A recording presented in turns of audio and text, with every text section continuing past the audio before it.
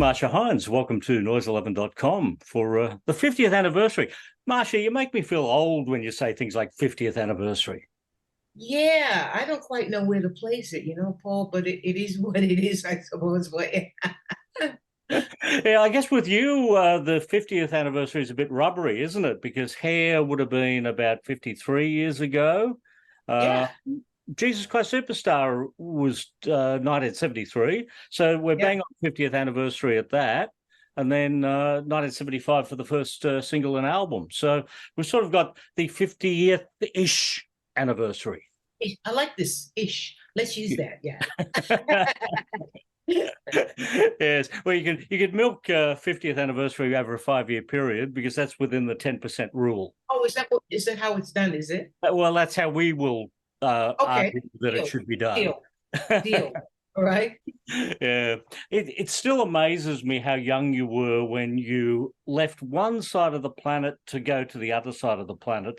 I can't even comprehend a 16-year-old being brave enough to do what you did back then. Yeah, what are you scared of at 16? You should be scared of nothing. Life is your oyster. And it was a great opportunity to do a great gig that had taken the world by storm. So, luckily my mother asked me if I was interested in it. I said, yeah, I'd love to check. I was only coming for 6 months, Paul, you know? So, and then 6 months turned into 50 some odd years. Going into Hair at that point, and when I look at the cast of Hair, who you were working with, Reg Livermore, John Waters, this is Yeah. absolutely incredible. It wouldn't have felt, I'm sure, historic at the time. Well, it obviously wasn't. It was brand new. But we look back at it now, and the people that came out of that show is incredible. And Jesus Christ Superstar, when I saw it, because I wasn't in it, Stevie Wright, John Paul Young, John English, and Trevor White were in it. Mm. That's music royalty, man. Yeah. And, these weren't names at the time, were they? No, John English. no, they weren't. Yeah. Yeah. John Paul Young. I think, didn't even Air Supply come out of Jesus Christ Superstar? Yes, they so sure did. Yeah. Yeah, crazy, huh? Yeah. So it must have looked like backstage at Countdown back then. Well, backstage at Countdown was relatively calm because we'd all been working back in the day on the road, Paul. So we were like, it was great to be on some terra firma. Let's just start that, and then we'd all meet in the cafeteria or in dressing rooms in the hallway with Molly and just talk about what we'd been doing. It was just a great catch up, just a great catch up. Yeah, and then the first album came along, the first single, James Taylor's "Fire and Rain," and when I think about you covering that song now, it was only a 5-year-old song at the time. That would be like covering Ed Sheeran's "Perfect" today. Well, as long as someone did it well, I'm a great fan of Ed's, a great fan. Because when Gudinski first brought him out, he and I sat in a box, and he said, "Would you look at this kid? Can you believe this? How great is this kid?" Yeah. I've got the picture to prove it. Gudinski and I sitting in the box watching it. I like Ed. I like what he does. He's a very talented guy, but a wonderful storyteller. Great storyteller. Yeah, I think the first time I saw Ed Sheeran was on that first Australian trip that he had down here, playing over at Bakehouse Studios over in Richmond on Punt Road or in Melbourne, with about 50 people in the room. And it was just absolutely stunning. He actually, like the tables around, and he actually went and stood up on the table with his guitar, just played around the room. How things have changed. Yeah, he's one of the biggest stars in the world at the moment. Well, when I talk about Ed Sheeran, I sometimes compare him to what James Taylor was at that time. Is that what James Taylor felt like for you when you did cut Fire and Rain? No, but I've never thought about it like that. I just haven't. But when I did Fire and Rain, the reason I actually recorded it is when I left Boston, that was huge on the radio, like the biggest song, right? And then when I got to Australia, and I loved the song, and I got to Australia and I turned on the radio when I got to my apartment, and that was playing. And I said, and it's sort of like it embraced me, Paul. And I said to myself, if ever I get a chance to record a song, that's going to be the first song I record. And the rest was history, as they say. It still reminds me of home, that song. It's weird. It still reminds me of home. That's right, because James was from Massachusetts. He's in New England again. Yeah. So had he been around for a long time before you? Yeah, he'd been around for a while. Yeah. Yeah, because he was married to Carly Simon, and they had all that publicity and stuff. So he's married to Carly, and he'd been around for a while, but he was just this really great songwriter that everybody was talking about. I know I've got his first album on Apple Records around here somewhere. Yeah, dig it. Yeah, because remember the Beatles? He went to London and recorded with the Beatles firsthand on the Apple Records. They would have loved him. Yeah, that would just. Yeah, well, he went to London, you came to Australia, and you both did well. That's it. We did well, didn't we? But who was to know? Honest to God, Paul, I didn't know this was gonna metamorphosize into the career I'm having. And it's due to a really good think tank, great manager, good people around me, great guidance, and yeah, I didn't think this was going to happen. Well, that great manager, Peter Ricks, he's been with you for decades. That's a partnership in itself just there. Yeah, he's my brother. Been there right from, when did Peter come into the story? There was a television show called Rock and Roll Ballroom of the Air. Mm-hmm. For ABC, and I think Hush were on it, and I was on it. And the story goes, Peter Ricks was watching me sing, and he said, "She's good." And he said to Tony Hogarth, "I'll manage her if you sign her." And Chuggy was there, and he said, "And if you tour her, we were going crazy stuff." Crazy. You're definitely in the right room at the right time. You know it, right? But life is timing, man. You know that, right? Absolutely. Absolutely. Yeah. And that first song, Fire and Rain, came out in 1975. I think, just within 2 years later, you already had enough for a greatest hits album then, let alone releasing Still Shining here now 50 years later. Did a lot of recording. And I do, the process of recording is really quite arduous, because they say, "Oh, that's great. Can you do that again?" "Oh, that was a great. Can you do that one more time?" So and there's no such thing as perfection, but you're striving for the closest thing to perfection. When you're in, it keeps you honest. It keeps me honest anyway. Yeah. Yes, absolutely. Still Shining, the 50th-ish anniversary Ultimate Collection, and because you've been doing this for such a long period of time with so much success, you still can't fit everything on here, right? There are some omissions on here, like Until Your Blood Broke Through, and I think Music Is My Life. Yeah. Get left off this. Someone said to me, "Don't Let the Grass Grow," and I went, "Forgot that song." And then the guys in my band said, "What's that?" I said, "Be quiet. Don't ask. But, you can't cover everything. And we've been doing some live tours, Paul, and one of the first ones I did, I was on stage for 2 hours. That's a lot of singing. Oh, yeah. And so Peter just said, "You got to cut some songs out, because you can't," he's always thinking about me and my welfare. He said, "You got to cut a few songs out." And, because when you look down at the repertoire, because there's always a list on stage, you look down at it and there's like 24 songs. It's like, you get to the fourth one, you think, okay, I'm on, okay, 12. Oh. Yeah. Yeah, it's quite the thing to pace, isn't it? Yes, it is. And that's what we have to do, because some of the songs are big sings. So I kind of warm up my voice anyway backstage, but I almost always warm up my voice with song choice as I go, and then we go for the run home, Yeah, because I think, it's really like a theatre production now when you go out and tour. And unlike the 70s, even when I think back to, when the Beatles first came to Australia, their shows were only 25 minutes long. Really? Yeah. It's 11 songs in 25 minutes. Ooh.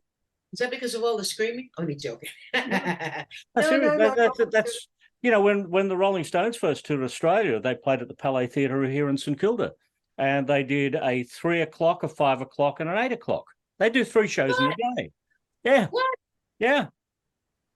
What? I mean, that's what the 1960s used to be. I mean, there was just a handful of singles all put together.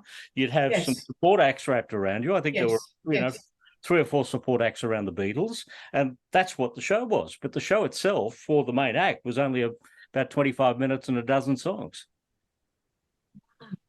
Yeah. You're going to go back to Peter Rich and say, "Oh, I'm on stage for back in the day. Let's do a back in the day concert." Yeah, but that's what I mean. You've got so many hits now that you do have to leave them out, which is a nice problem to have, I guess.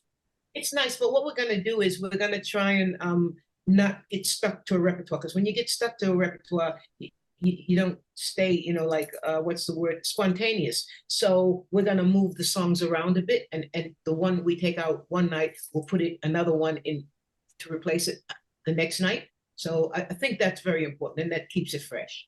Yeah, and you do have a lot of shows coming up as well, you know, from I mean, right through to November. Yes. Yeah. Remember when we were young and they told us that we could retire in our 60s? Not happening. No, I've never thought of retiring. You know, it's still a joy to make music. It's still, you know, it still floats my boat, and I love it. And I still get very nervous before I perform, you know. So, you know, and oh, yeah, so you should, you know, because, you know, you got to meter the adrenaline. There's nothing wrong with it, but you have to learn to meter it as you go. Yeah, getting into the studio and actually making new music must be a pleasure as well. And that would be something I would imagine that you must look forward to, getting to play some of the new songs in your shows. But you know what's interesting about new songs is they might sound great on record, and then you take them into rehearsals and they stink. I've done that a couple of times, you know. Luckily, these two new songs are very strong, and they've been received by the audience amazingly well. They're great songs by two great writers as well. Yeah, well, tell me about Last One Standing. Let's talk about that one first, because you know, here you are one of the last one standings. You know, unfortunately, I say that because we've lost a lot of good people along the years. You know, it's good to still be here, man. You know, but anyway, yeah. I mean, it's just part of the course. I suppose you'd call that life, you know. But and you appreciate it the older you get. But I digress. So what I was going to say was, Last One Standing was written by two guys, and Scotty was a Scottish guy, and Michael was doing very well writing. Scotty lives in Scotland. Michael was in LA. But Scotty, I believe, came like second on American Idol, which is very impressive. Yeah. And he was with some friends and he was celebrating, and they crashed the car. And a few of them died. Wow. And that's what Last One Standing is about, you know, like he was the last one standing, and he's very gracious. And someone helped him through it too. You can hear that song as well. Great storyteller, great love, and gosh, can he sing? Oh, I want to do a duet with him one day. Great singer, great male singer. Love it. Yeah, so that's a fascinating parallel story to have against your life then. You know, with all the people that I think that you've worked with over the years, who, you know, greats like John English, for instance. Yes. You know, and here you are. You can still honor the people who are no longer with us. And so we should. You know, that's part of the tapestry of my life, you know, and I won't ever forget them, because we all worked hard, and and we had a lot of fun back in the day too. And it was just so sad to hear that John passed. Yeah. Yeah. Hard to Breathe is the other new song. Is that also going to be in the set list? Yes. Absolutely. So Hard to Breathe, because I've just been doing gigs. We were in intense rehearsals for like a week and a bit, all week. And then we went out and did our first gig. And I was introducing Hard to Breathe to the audience. And I'm thinking, as I'm speaking, okay. And I said, you know, I've not sung this song to an audience before, but my mother was one of the loves of my life. My mother was such a good human being, and she encouraged me, and she's never impressed. You need to know, she took, you know, she just encouraged me, but was never sycophantic about it. And I miss her. I miss her because she had a great sense of humor. She had great knowledge. And that's what this song, Hard to Breathe, reminds me of my mom. What a great story. Oh, cool. That's mad, but it's true, you know? Mm. And I didn't realize it, Paul, until I actually on stage thinking, because you know, like you do it in rehearsals, that's one thing. And then you stand in front of an audience and you've got to tell them what the songs are about, because especially when they're new and they're being introduced. And look, and they're hard songs to sing too, by the way. They're big songs, because the boys actually got me to use my lower register and then go for it, you know, go for it like woo. And it's hard to sing, but it's a beautiful. They're both beautiful songs as far as I'm concerned. I'm stoked. That's Peter Coppin. Peter Coppin hooked me up with them. Hi. What another great talent from the industry. You know it, right? Yeah, absolutely. Part of the think tank. Yeah. And Gil, you know, another guy called Gil. So they're all part of the think tank, you know, Peter and I, and you know, but Peter has methodically plotted this out very nicely. I mean, without his help, I don't think we'd be having the success that we're having at the moment. Yeah. But it's great to have two new songs. It's been like since 2016, the amazing album. It's been like 7 or 8 years ago. Yeah, it's good, you know. It's important to be missed. You know, because, you know, like, yeah, look, like I said earlier, life is timing. You know, I hadn't expected this reaction, but gosh, am I stoked, Paul? I'm just like, wow. Yeah. Well, Amazing had an interesting guest on it, didn't it, with Russell Crowe? Love Russell. I just did 2 gigs with Russell. We did the Opera House, and we did Manning Hall in Sydney University. And then they sent me, baby. And then Russell says to me, do you want to come on tour? I said, yes, I'd love to. But unfortunately, I'm doing a tour in New South Wales. He's gone to Europe, and they sent me a picture of the gig in Europe, in Czechoslovakia. And there must have been 15,000 people if there was one person. Wow. Yeah, so you know, so they've done well without me. But anyway, I would have loved to have done that tour. He asked me ages ago, and I just said, "Look, I'm in the middle of my stuff, Russell. I like working with Russell very much, very much." Yeah, with the album Still Shining, 22 tracks when we add the new 2 tracks in there, which is the right amount for a set list. Is this basically the set list? Basically, yes.